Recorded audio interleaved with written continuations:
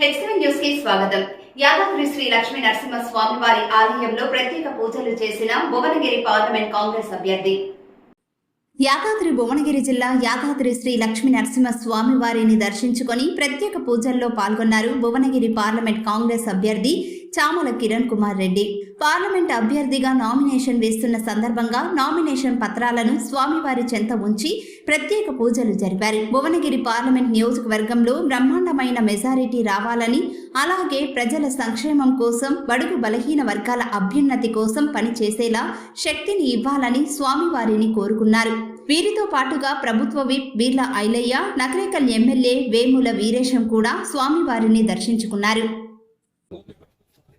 లక్ష్మీ నరసింహ స్వామి వారి జన్మ నక్షత్రం స్వాతి నక్షత్రం నాడున వారి ఆశీర్వాదం దీవెనలు తీసుకుని ఇక్కడి నుంచి వెళ్ళి నామినేషన్ వేయాలని అందరము ఇక్కడి నుంచి బయలుదేరి రిటర్నింగ్ ఆఫీసర్ దగ్గరికి వెళ్తున్నాం.